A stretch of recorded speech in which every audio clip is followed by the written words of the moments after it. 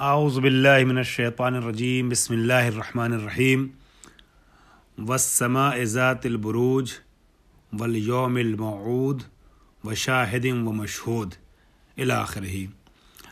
میری عزیز بہنوں، جامعۃ الفاطمہ دہلی سے تعلق رکھنے والی خواہران طالبات عزیز، ہمارا درس تفسیر قرآن مجید کے سلسلے سے چل رہا تھا۔ گزشتہ ترم میں، گزشتہ سیمسٹر میں درس کا آغاز ہوا اور 7 سوروں کی تفسیر 30ویں پارے سے بیان کی گئی اور اس کا امتحان ہوا، اور ماشاءاللہ آپ نے امتحان کے لیے تیاری کی، محنت کی، اور تقریباً سبھی خواہران کا رزلٹ بہترین آیا جو آپ تک پہنچ چکا ہوگا۔ اب اس کے بعد ہم نئے ترم میں درس کا آغاز کر رہے ہیں، اگرچہ کچھ تاخیر سے ہمارے دروس آپ تک پہنچ رہے ہیں، لیکن انشاءاللہ اب جب کہ تاخیر کے ساتھ درس کا آغاز ہو چکا ہے، 2 ہفتے کی تاخیر کے بعد، تو امید یہ ہے کہ لگاتار ترم کے تقاضے کے تحت، نصاب اور برنامے کے تحت آپ تک یہ دروس پہنچتے رہیں گے۔ سورہ بروج کا درس شروع ہو چکا تھا۔ سورہ بروج کی تفسیر بیان کی جا چکی تھی ابتدائی طور پہ، یعنی تمہیدی طور پہ، ابھی متن میں وارد نہیں ہوئے تھے۔ سورہ بروج میں 28 آیتیں ہیں اس سورے میں، جس کا آج آغاز ہو رہا ہے۔ 22 آیتیں ہیں، 22 آیا، اور یہ سورہ مکی سورہ ہے، سورہ بروج۔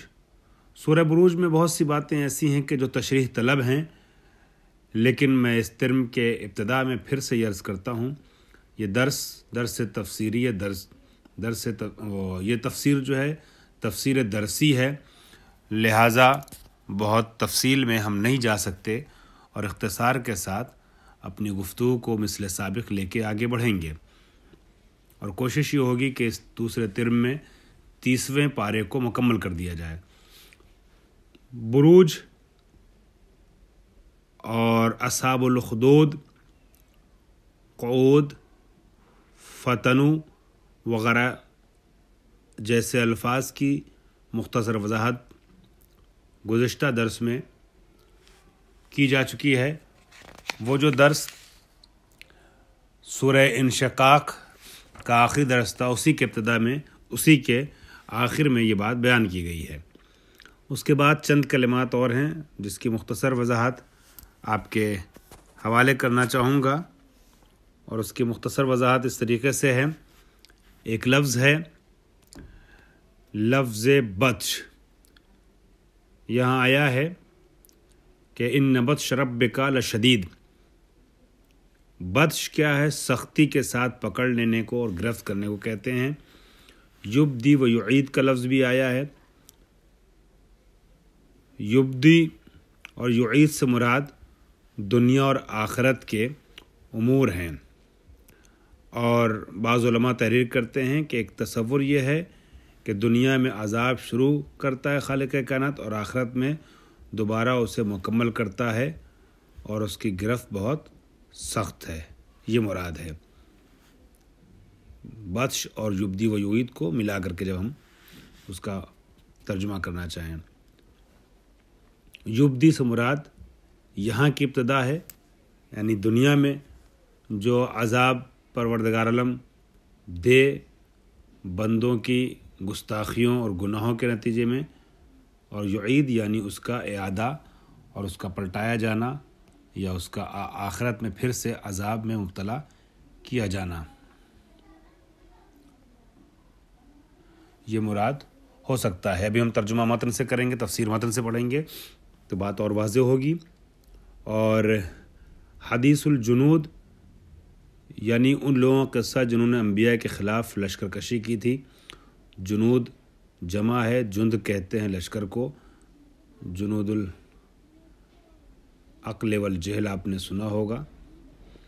لوح محفوظ جس میں کسی طرح کا تغیر اور تبدل پیش نہیں آتا ہے، ایسی تختی مراد ہے۔ اور کہتے ہیں کہ لوح محفوظ، جیسا کہ جناب ابن عباس سے بعض حضرات نقل کرتے ہیں کہ لوح محفوظ کا جو طول ہے وہ زمین و آسمان کے درمیان کا فاصلہ ہے، اور اس کا عرض جو ہے وہ مشرق سے مغرب تک، اتنی بڑی تختی کو لوح محفوظ کہتے ہیں، جس کا مطلب یہ ہے کہ یہ علم الہی ہے جس میں تمام حقائق محفوظ ہیں، اور قرآن مجید کے سمانے کے لیے اسی قدر طویل و عریض ظرف کی ضرورت ہے کہ اس میں خود ہی تمام کائنات کے حقائق جمع ہو گئے ہیں، چونکہ کہا گیا ہے لا رتب ولا یابس الا فی کتاب مبین۔ اور یہاں پر قرآن کے لیے کہا ہے آخری آیت میں بل ہوا قرآن مجید فی لوح محفوظ۔ تو لوح محفوظ کی بہت سی تفسیریں بیان کی گئی ہیں، اس میں سے ایک یہ ہے کہ ما کان اور ما یکون کا علم پروردگار عالم نے اس تختی پہ، اس لوح محفوظ پہ محفوظ کر دیا ہے، نوٹ کر دیا ہے، درج کر دیا ہے، تحریر کر دیا ہے، جس پر نظر صرف وہ ڈال سکتے ہیں جو خاصان خدا ہیں، سب کی نگاہوں کی رسائی اس تختی تک نہیں ہے۔ اب اس کے بعد آئیے تھوڑا سا کچھ ترجمہ کرتے ہیں اور پھر تفسیر پیش کرنے کی کوشش ہوگی۔ والسماء، بسم اللہ الرحمن الرحیم، شروع کرتا ہوں اللہ کے نام سے جو دنیا اور آخرت میں رحمتیں نازل کرنے والا ہے۔ والسماء ذات البروج، قسم، یہ واو قسم ہے، اور یہاں 2-3 قسمیں کھائی جا رہی ہیں پے در پے۔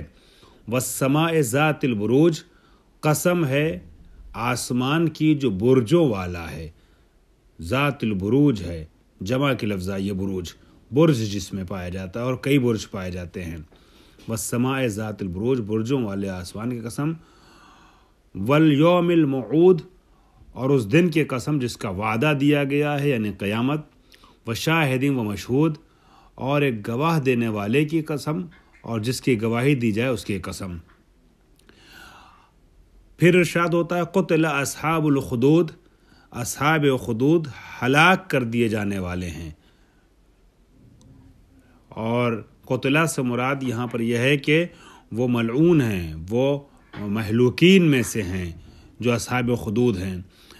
النار ذات الوقود، آگ سے بھری ہوئی خندقوں والے لوگ۔ اب یہ اصحاب خدود کیا ہے، یہاں تک گفتگو ہو چکی ہے، ابھی میں یہاں پر اس آیت کے ترجمے کو روک رہا ہوں، تھوڑا سا تفسیر میں وارد ہوتے ہیں ہم لوگ اور دیکھتے ہیں مفسرین نے اس سلسلے میں کیا لکھا ہے۔ متن کتاب میں وارد ہونے سے پہلے کچھ نظریات اور پیش کر دیتا ہوں آپ کی خدمت میں بعض کلمات کے سلسلے سے۔ جیسے برج کے بارے میں کہتے ہیں کہ اس سے مراد شمس و قمر کی منزلیں ہیں، جیسے حمل ہے، سور ہے، سرطان وغیرہ ہے، عقرب ہے، یہ سب منازل شمس و قمر ہیں، یہ بھی مراد ہو سکتا ہے۔ اور شاہد اور مشہود کے بارے میں بہت سے اختلافات مفسرین کے درمیان پائے جاتے ہیں، اور بعض علماء نے یہاں تک بیان کیا ہے کہ 48-50 یعنی 40 سے 50 کے درمیان نظریے ہیں جو بیان کیے گئے ہیں کہ شاہد اور مشہود سے مراد کیا ہو سکتا ہے۔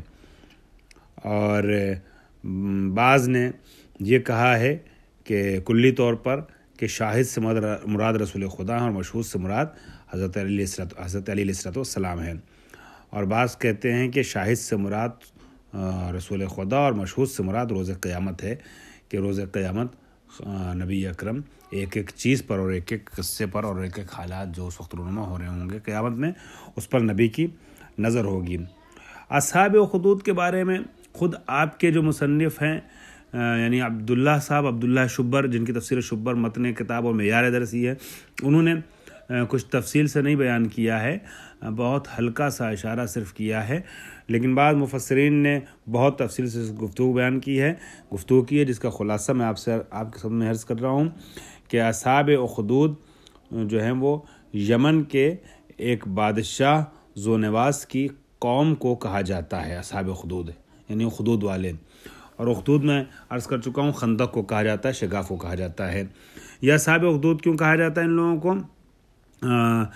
یہ لوگ وہ تھے یمن کے رہنے والے لوگ کہ ان لوگوں نے ایک خندق بنائی تھی اور اس میں آگ بھڑکا کر اللہ والوں کو یعنی مومنین کو ڈالتے تھے، ان کا امتحان لیتے تھے، اور جو دین سے منحرف ہو گئے ان کو چھوڑ دیتے تھے، جو دین حق پر باقی رہنے کا عزم کرتے تھے ان کو اس میں آگ میں ڈال دیا جاتا تھا، اور لوگ خندق کے قریب بیٹھ کر اس منظر کو دیکھا کرتے تھے اور خوش ہوا کرتے تھے۔ اور ایسے ہی لوگوں کے لیے خالق کائنات نے عذاب آخرت کا بھی انتظام کر رکھا ہے، اور ان لوگوں کو ہلاک کیا جائے گا، جہنم میں ڈالا جائے گا اور عذاب میں مبتلا ہوں گے، نار جہنم کی دردناک اذیتوں سے روبرو ہوں گے اور یعنی اس میں مبتلا ہوں گے۔ ایسی صورت میں پھر مومنین کو تشفی ہوگی کہ انہوں نے ہمارے اوپر جو ظلم کیا تھا اس کا بدلہ ان کو مل رہا ہے، اور یہ لوگ سمجھ جائیں گے کہ ہم نے جو ظلم کی جو مومنین کے ساتھ کیا تھا وہ ظلم تھا اور وہ ناحق تھا۔ اور چونکہ ان کی ہلاکت یقینی ہے لہٰذا ایک نقطہ میں ایڈ کر رہا ہوں، یہاں پر قتل اصحاب الاخدود کہا ہے، ماضی سے تعبیر کیا گیا ہے، حالانکہ ان کو ہلاک کیا جائے گا، ان کو سزا بعد میں دی جائے گی محشر میں، مگر ایسے لوگوں کے لیے قتلہ کا لفظ استعمال کیا گیا، اسی لیے چونکہ ماضی کا لفظ ہے لہٰذا آپ کے خود اپنے مصنف نے لعنا سے اس کو تعبیر کیا، یعنی ملعون ہیں وہ لوگ، ٹھیک ہے، یا ہلاک ہونے والوں میں ہیں، حالانکہ عذاب آخرت میں ہوگا، مگر دیکھا جائے تو ہلاکت کا آغاز ان کی ہلاکت کا آغاز اس دنیا میں ہو چکا ہے کہ وہ رحمت خدا سے دور ہو گئے۔